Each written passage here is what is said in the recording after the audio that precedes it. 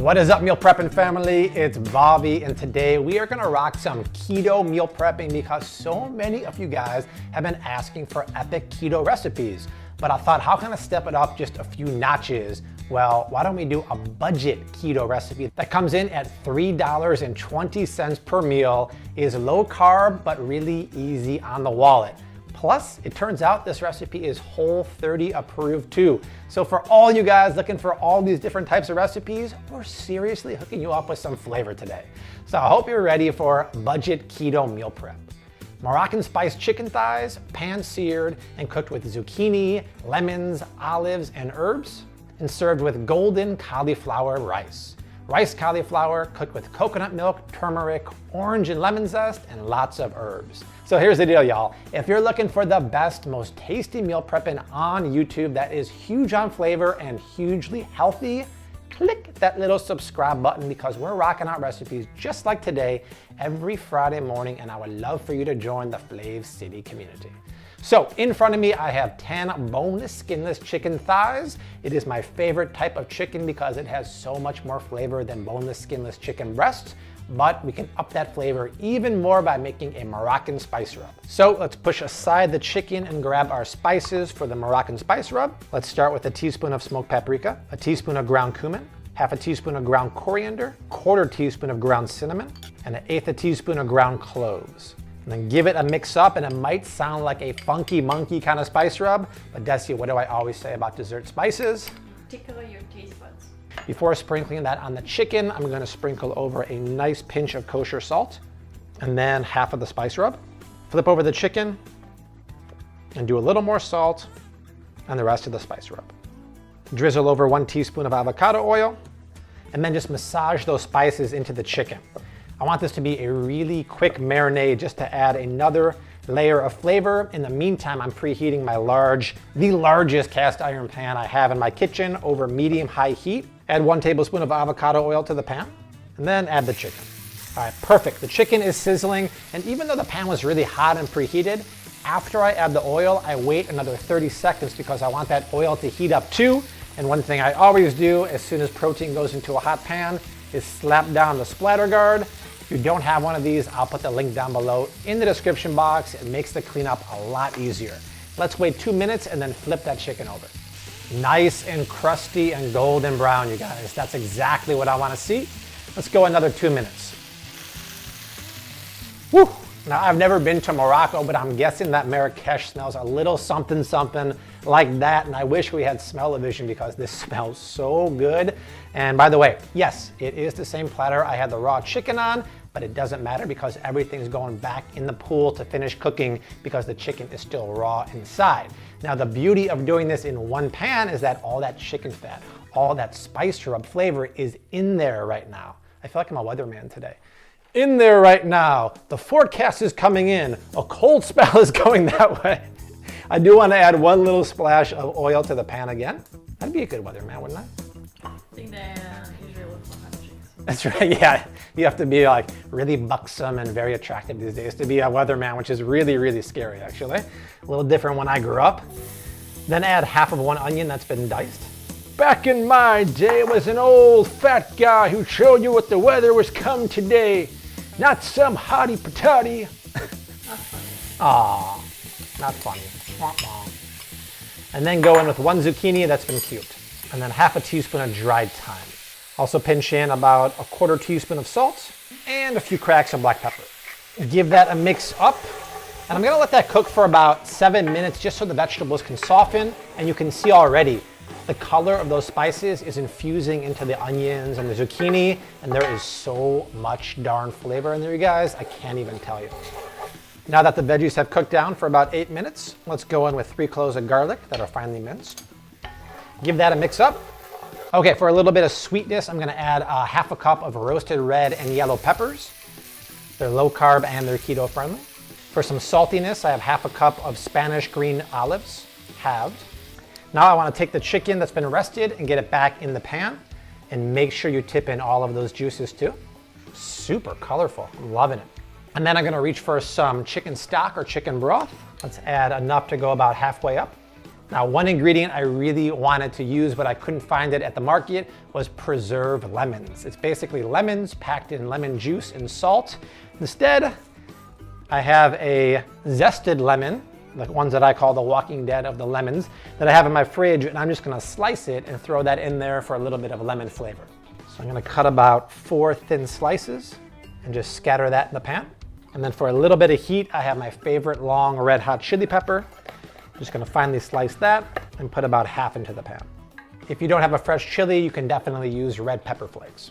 So I want this to come to a bubble, and I'll lower it to a simmer. I'm gonna throw it on the back burner for 20 minutes, and then we can get cracking on the cauliflower rice. All right, chicken is back yonder. Let's get cracking on the rice. I have a large saute pan. I'm gonna preheat it over medium heat. Saute pan means you have a pan that has high sides. Because I'm about to grate a ton of cauliflower rice and I don't want it to overflow the pan, this is the perfect kind. I'm going to add 2 teaspoons of avocado oil there. Give the pan a little shimmy, and then go in with half an onion that's been diced. Pinch in a 1/4 teaspoon of salt and a couple cracks of black pepper. Give it a quick mix, and then we can get cracking on the cauliflower. I have 2 heads of medium-sized cauliflower here. One of my favorite things to do is make cauliflower rice. Now, you can be a lazy butt and buy the rice cauliflower at the store already, but it's gonna cost you a little more. I'm gonna do it the old school way. Pop a box grater into a bowl and just grate all of the florets on the largest setting. Now, I like to stop at the stump, not get too much of that in there. And then in the bowl, you have all that beautiful rice cauliflower. Although I do have a sneaking suspicion that when you buy the rice cauliflower at the store, it's a lot of stalk. It's kind of like when you buy that broccoli slaw. It's like 95% stalk. I don't want to pay money for broccoli or cauliflower stalk. That's crazy, dude. All right, I'm gonna rice the rest and then we'll get it in the pan in a few minutes. Either one, stalk or stump, you decide. All right, bowl of cauliflower done. Now I wanna add 3 cloves of garlic that are finely minced to the pot. So I have some ginger that's peeled here. You guys know my favorite way to break it down. Just run it back and forth on a microplaner or a fine grater. The pulp comes through the bottom side and you don't get any of that tough fiber. And then add it to the pan, about 1 teaspoon total. All right, the next ingredient is what's gonna make this rice cauliflower gold. Ground turmeric. I love this stuff. The color is vibrant, the flavor is peppery. Now, I have a trivia question. I'm gonna add a teaspoon of this to the pan right now. The pan? The pan. I'm actually gonna add about a tablespoon to the pan. And I'm gonna cook it for about 30 seconds. This is this week's trivia. Leave a comment below if you know why I'm actually cooking the turmeric powder. And whenever you do that, make sure there's enough fat in there. So if the pan looks dry, which it does, I'm just gonna tip in half a teaspoon or a teaspoon of avocado oil. Okay, 30 seconds is done. My cooking liquid is gonna be full fat coconut milk.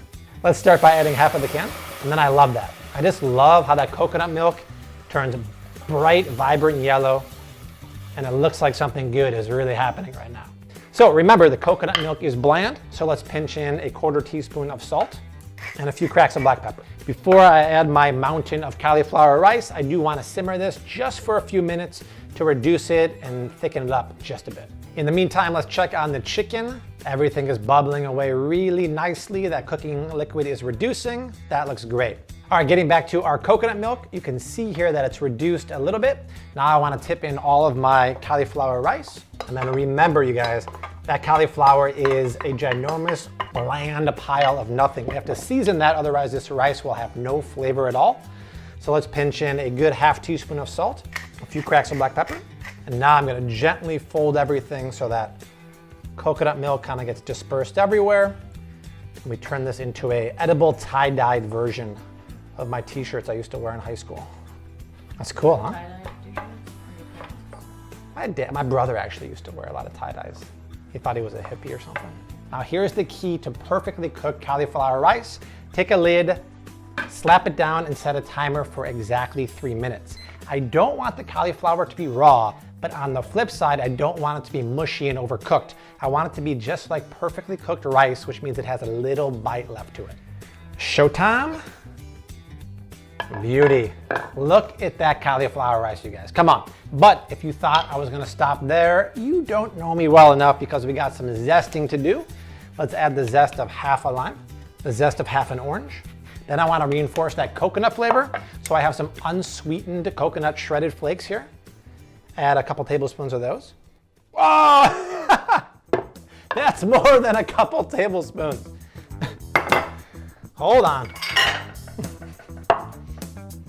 Gonna save that for my breakfast bowl tomorrow. A little bit of turmeric never hurt anyone in the morning. Let's add some blanched almonds. I'm gonna sprinkle in a tablespoon of chopped parsley and the other half of that red chili from earlier. And give all that goodness one final mix up. So darn beautiful. Let's check for seasoning. Wow, cauliflower is perfectly cooked. Little heat, little sweet, super creamy. That is awesome. Let's push that aside, grab the chicken, see if that's done, and then we can plate this dish. All right, you guys, check out this pan of goodness. Oh, the smells are insane. The lemons have given up all of the goodness. The liquid has reduced beautifully, and the chicken looks perfectly cooked. But I do want to make sure that it's seasoned properly, so I just want to take a spoon in the cooking liquid here. Holy moly. You guys, flavors are insane. Salty, sweet, the broth has reduced. Let's plate this dish up and get some in my pie hole ASAP. Let's scoop down a good amount of the turmeric rice on the bottom of a bowl. Top it with 2 pieces of the juicy chicken. And then don't forget to spoon over a good amount of the sauce and the olives and the peppers all over the top. There it is, you guys. Keto-friendly, Whole30 friendly, budget meal prepping. We got a little taste of Morocco without even leaving my kitchen, but now it's time for me to taste Morocco in my mouth.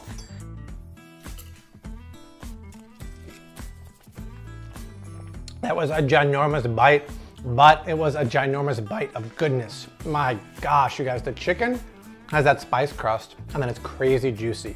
The sauce is a flavor bomb. I want to swim laps in that pan. And then you get that rice. Still al dente, creamy, spicy, tangy, citrusy from the zest.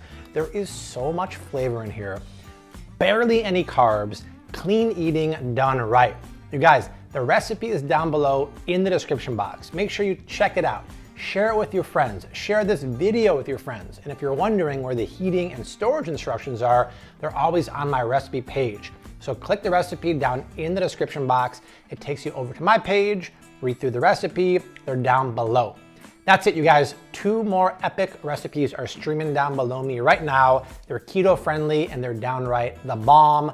I'll see you next Friday like I always do. Until then, hashtag keep on cooking, mad love. Peace out.